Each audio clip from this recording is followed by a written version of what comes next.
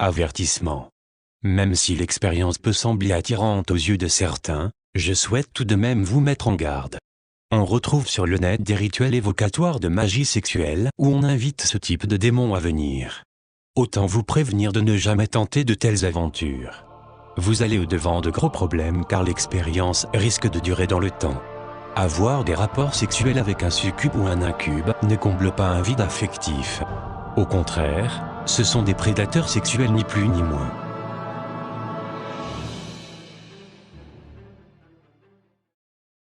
Certains démons se sont fait connaître au fur et à mesure de leur manifestation dans des cas de possession comme Lucifer, Baal ou Léviathan pour ne citer qu'eux.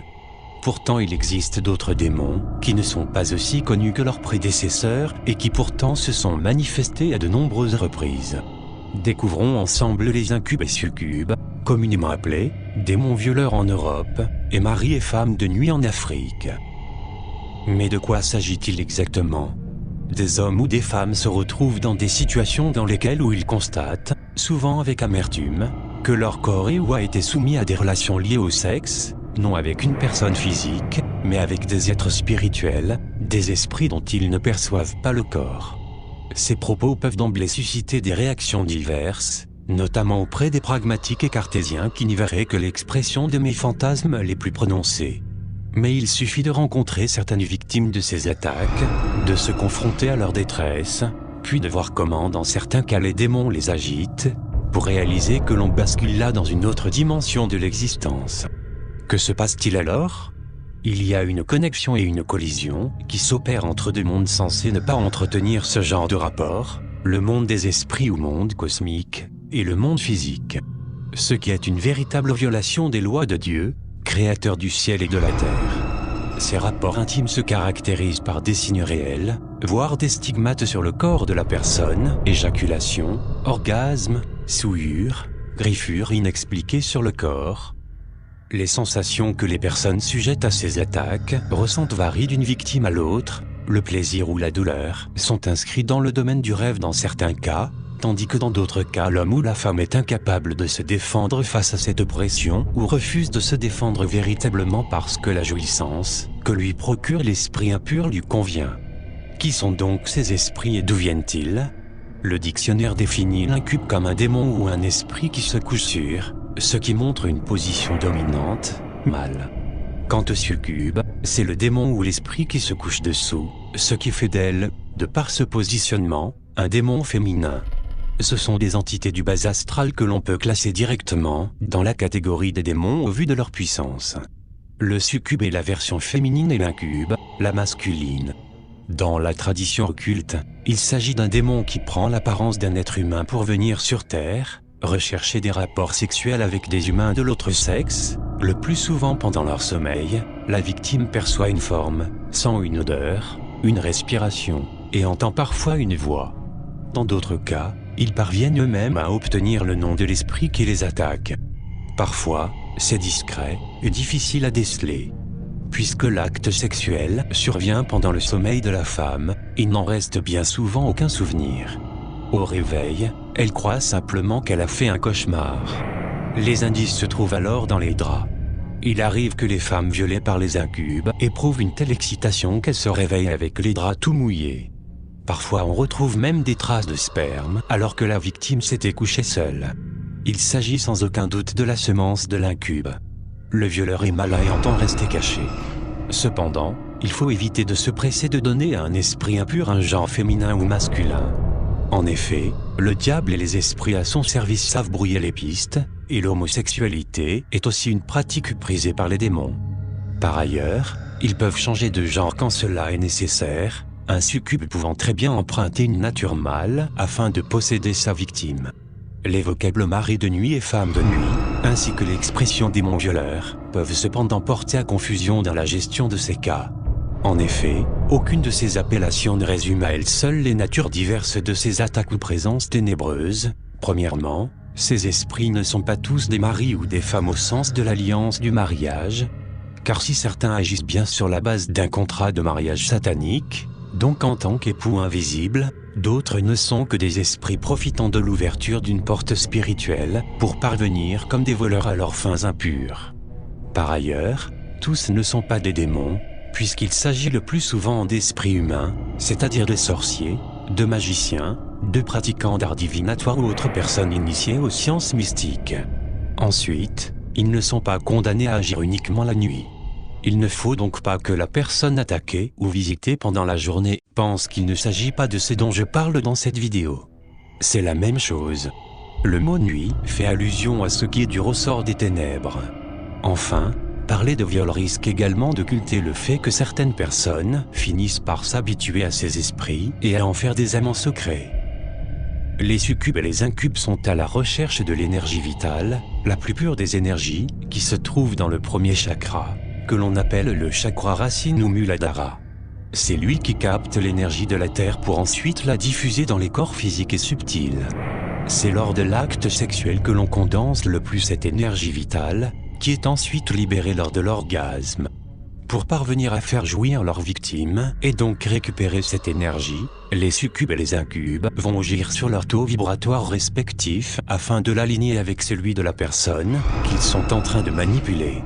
Je parle de manipulation car au début, les démons vont agir dans le mental de leur proie, lorsqu'elles dorment, afin de créer le désir, puis au fur et à mesure que leur taux vibratoire s'aligne, la personne va ressentir physiquement la présence du démon, certains vont le voir, d'autres sentir le contact physique, le fait que cette catégorie de démons puisse agir ainsi sur son taux vibratoire jusqu'à se faire ressentir dans la matière, est révélateur d'une très grande puissance.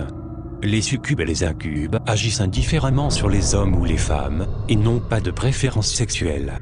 Même s'ils sont seuls avec leur victime au moment de l'acte, ils peuvent en revanche se la partager. Une même personne peut être visitée régulièrement par différents succubes ou incubes. Les incubes et succubes sont des êtres très jaloux, possessifs, espiègles et astucieux. Ils apparaissent souvent sous des formes de personnes très belles, selon ton genre d'homme. Ils peuvent aussi prendre l'apparence de personnes que l'on connaît, voisins, amis, etc. L'origine biblique de ces transgressions peut être tirée de Genèse 6, 1, 3, lorsque les hommes eurent commencé à se multiplier à la surface du sol, et que des filles leur furent nées. Les fils de Dieu virent que les filles des hommes étaient belles, et ce fut parmi elles qu'ils choisirent leurs femmes.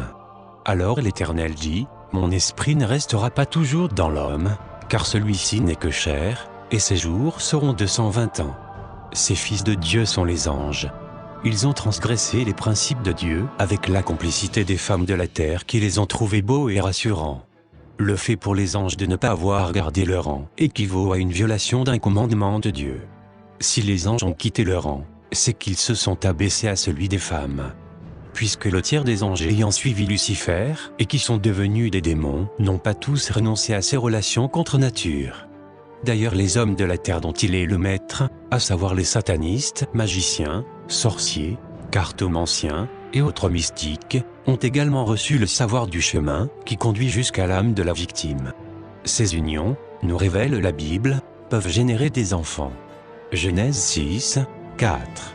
C'était l'époque où il y avait des géants sur la terre, après que les fils de Dieu furent venus vers les filles des hommes, et qu'elles leur eurent donné des enfants. Ce sont là les héros des temps anciens. Goliath, le fameux soldat philistin, était un géant. En effet, il mesurait, nous disent les Écritures, 6 coudées et un empan, ce qui fait à peu près 3 mètres. Si la vie de tous les jours ne nous expose pas ces géants de façon évidente, plusieurs satanistes repentis parlent clairement de ces enfants conçus entre les hommes de la terre et des femmes féeriques. Le Moyen-Âge a également connu son lot de victimes d'incubes ou de succubes. Cependant, celles qui osaient en parler étaient à leur tour considérées comme des démoniaques, puisqu'elles avaient couché avec le diable. La toute-puissante Église catholique les portait sur le bûcher et ont brûlé les malheureuses. Alors très rapidement, plus personne en Europe n'a plus jamais évoqué publiquement ces choses jusqu'à l'avènement d'Internet. Pour mieux comprendre, voici les 3 types d'esprits sexuels sataniques. 1. Les démons ou les sataniques. 2. Les esprits humains, amants ou amantes des ténèbres. 3. Les esprits humains, maris ou femmes de nuit. Qui sont les démons ou sataniques? Les sataniques sont les anges déchus qui ont suivi Lucifer dans sa rébellion. Ils choisissent leur proie sur des critères qui ne sont pas toujours faciles à déterminer. Avec les démons, souvent violeurs car non désirés, les rapports peuvent être destructeurs. En effet, ils ne recherchent pas toujours le plaisir, mais s'accaparent du corps qu'ils ont ciblé dans le but de le soumettre et de le détruire. Les victimes parlent des amants très jaloux, méchants, aux organes sexuels démesurés, et d'un froid glacial, inhumain, plus fait pour détruire que pour procurer du plaisir. Et qu'ils possèdent des pieds de bouc. L'histoire vraie de Carla Morant, californienne dont l'histoire a inspiré un roman puis un film intitulé en français L'Emprise, illustre parfaitement l'attitude de ces démons, qui sont capables de commettre leur forfait même la journée. Parfois devant des témoins. Le film ne permet pas de comprendre pourquoi il avait été choisi par ce démon. Tout avait cependant commencé un jour devant son miroir, alors qu'elle se peignait les cheveux. C'est pour moi l'occasion de mettre en garde les croyants sensibilisés aux choses des ténèbres contre les miroirs. En effet, l'origine même du mot miroir révèle son côté spécial, car en grec cela s'appelle psyché, c'est-à-dire l'âme en français. Votre reflet dans le miroir n'est pas forcément anodin. Attention donc à ce que vous y faites, et à ce que vous y écrivez. Priez devant vos miroirs, sanctifiez-les par la parole et le nom de Dieu. Ne parlez pas à un amant imaginaire en lui faisant des clins d'œil. Vous ignorez surtout lorsque vous l'avez acquis dans une brocante, à quoi ce miroir a servi auparavant. En effet, plusieurs rites magiques sont réalisés en ayant pour support un miroir. Éloignez également vos jeunes filles de la passion pour des films mettant en scène de jeunes et beaux vampires, car elles pourraient jouer à espérer en rencontrer un, et avoir la malchance de recevoir la visite d'un démon violeur. Qui sont les amants des ténèbres? Il ne s'agit pas ici de démons, mais de personnes adeptes d'occultisme et pratiquant le voyage astral ou sortie de l'âme du corps véhicule. Il s'agit également de sorciers, médiums et autres marabouts travaillant avec les esprits des personnes décédées ou esprits des morts. Voilà pourquoi, en opposition aux démons qui sont des anges déchus, certains les qualifient d'esprits humains. Comment s'établit le lien avec la victime? Les pistes sont nombreuses, il peut s'agir d'un ancien amant avec qui il y a eu jadis des rapports sexuels. Il connaît très bien l'intimité de sa victime, sa vie, ses goûts, ses fantasmes. Devenu sataniste, magicien ou autre, il s'aide de sa connaissance de l'univers de sa cible pour la reconstituer de façon spirituelle. Tout ce qu'il sait ou possède sur sa victime va l'aider à trouver le chemin de son âme, surtout quand cette personne n'est pas engagée dans la vie de prière. Il va utiliser par exemple une ancienne photo de la personne, surtout si elle avait posé nue, un sous-vêtement qu'il avait gardé d'elle, ou un autre objet. Il peut malheureusement s'agir aussi d'un proche parent ou d'un voisin qui, n'ayant pas le courage d'aborder une femme, va chercher à assouvir ses désirs par la voie d'un voyage astral. Ce qui lui ouvre facilement les portes invisibles pour vous atteindre. Pourquoi les fantasmes constituent-ils des dangers à ce niveau-là?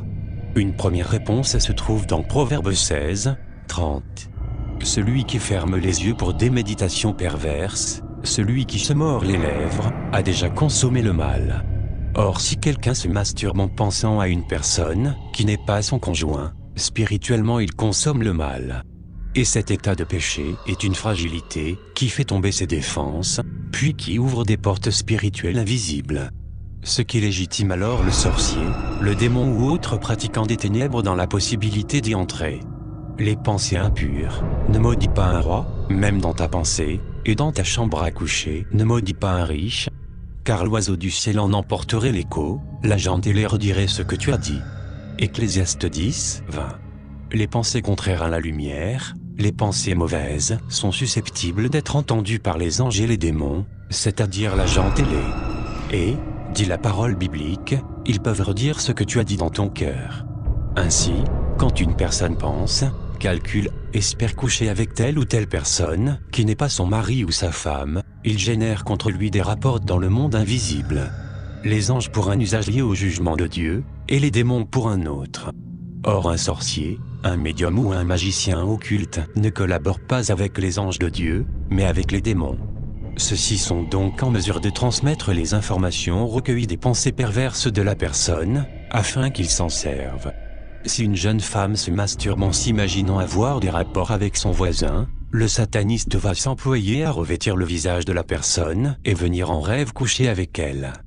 Parfois il n'aura aucun visage connu, mais profitera seulement de la disposition de la jeune femme à imaginer et à aimer les relations imaginaires, pour parvenir en esprit jusqu'à elle. C'est ce qu'on appelle une porte spirituelle. Une dame qui regardait un soir la télé s'est par la suite vue attaquée par un incube qui lui a dit « C'est toi-même qui m'as invité. Protégeons nos enfants ». Généralement, il suffit de refermer les portes invisibles et ouvertes pour que toute attaque s'arrête. C'est évidemment plus facile à dire qu'à faire. La personne doit d'abord se repentir devant Dieu, confesser ses péchés liés au sexe, la masturbation, les pratiques sexuelles perverses comme l'échangisme, renier ses fantasmes et décider de ne plus les pratiquer. Si le Saint-Esprit révèle que l'attaque est liée à un objet, genre statue de sirène ou de Yemanja, un tableau acheté dans une brocante, il suffit alors de se débarrasser de l'objet et de vous laisser entre les mains de Dieu. Attention aux faux pasteurs, vendeurs de foi et charlatans notoires. Mari de nuit ou femme de nuit, il s'agit également d'un esprit humain. Mais à la différence de l'amant, qui est un partenaire occasionnel, il dispose pour son action d'une alliance passée, soit avec des personnes ayant autorité sur la victime, soit d'une alliance passée par la victime elle-même. Mais là doit-on encore parler de victime ? Les parents sont les personnes ayant le plus autorité sur le jeune homme ou la jeune fille. Dieu le leur a donné, et la Bible ne le conteste pas. Mais, l'époux, et ceci est également biblique, est doté d'une autorité sur sa femme, ce qui lui permet en tant que mystique de procéder de la sorte, même quand il y a séparation de corps. En effet, il est écrit, car le mari est le chef de la femme, comme Christ est le chef de l'Église, qui est son corps et dont il est le sauveur. Éphésiens 5, 22-23. 1. L'alliance volontaire avec une femme ou un mari de nuit est souvent destinée à acquérir de la puissance ou à obtenir du succès dans les affaires, les arts, la politique, le sport.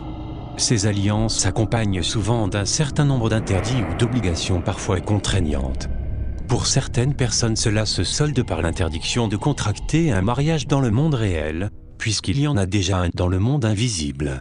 Et lorsque l'allié s'hasarde à vouloir pérenniser une relation avec une femme, l'incube ou le succube s'y oppose énergiquement, allant parfois jusqu'à donner la mort à l'intrus. 2. Les alliances involontaires sont évidemment celles qui sont faites à l'insu de la personne, souvent par le père ou par la mère ou des oncles et tantes. Mais avec quel esprit ? Dans l'histoire, et c'est dans tout pays et dans toutes les civilisations, la jeune femme a souvent servi soit de monnaie d'échange, soit de gage de paix. En Europe, entre l'Espagne et la France par exemple, il y eut le traité des Pyrénées en 1659 en vue de sceller la paix entre les deux pays. Et il fut décidé que Marie-Thérèse, fille du roi d'Espagne, serait donnée comme épouse à Louis XIV. Dans les villages et royaumes africains, entre les familles en conflit, il est également souvent arrivé que ce genre d'accord fussent passés. Or le monde spirituel est une copie du monde physique, et vice-versa. Les marabouts, les médiums, les chamans, les féticheurs, lorsqu'ils ont des filles, les donnent aussi parfois mystiquement en mariage à d'autres sorciers, les marient à des esprits, dans le but d'épargner la vie au reste de la famille, d'acquérir des richesses, de payer une dette, ou de devenir plus puissants. Certains même sont les maris de nuit de leur propre fille avec en point de mire ces mêmes objectifs. Pour ce qui est des alliances de famille, il n'est pas toujours nécessaire que la fille, victime de l'agression de nuit, soit la fille naturelle du violeur ou mari des ténèbres. En effet, un beau-père, un oncle, avec la complicité de la mère, peut très bien réussir à se marier avec sa belle-fille, via des incantations et cérémonies, au cours desquelles un objet appartenant à la victime peut être requis par le maître de cérémonie. En prenant le nom d'un oncle, ou d'une personne quelconque, la jeune fille se lie également spirituellement à lui. Le nom n'est pas une donnée insignifiante dans le domaine spirituel. Comme dans le monde physique, le nom nous rattache au destin, à l'autorité et aux ennemis de celui qui nous l'a donné. Ainsi, cette pratique africaine consistant à donner à un enfant le nom d'un parent éloigné, d'un ami ou d'un bienfaiteur, peut lier cet enfant et faciliter l'action du sorcier, qu'est l'auteur de ce patronyme. Il arrive aussi que, dans une alliance avec ce genre d'esprit, le mari vende sa femme ou ses enfants dans le but d'obtenir de la puissance financière, politique ou mystique. La femme porte alors avec elle le secret de la réussite de son mari. Cela peut se faire d'un commun accord, comme à l'insu de la femme. L'incube oppose une résistance farouche aux hommes de Dieu pendant la prière. Les choses se passent comme dans la vie normale. Le mari est conduit et refuse de quitter sa femme et s'accroche. On l'entend parfois lors des confrontations, vociférer, pester, avec une voix d'homme qui sort de la jeune femme. Il la projette au sol, déclare qu'il ne partira pas. Cela est dû à la vérité révélée dans 1 Corinthiens 6, 15, 16. Certes que non. Ne savez-vous pas que celui qui s'attache à la prostituée est un seul corps avec elle? Car, est-il dit, les deux deviendront une seule chair. Allusion est clairement faite par Paul à Genèse 2, 24. C'est pourquoi l'homme quittera son père et sa mère et s'attachera à sa femme, et ils deviendront une seule chair. Séparer une chair en deux est problématique.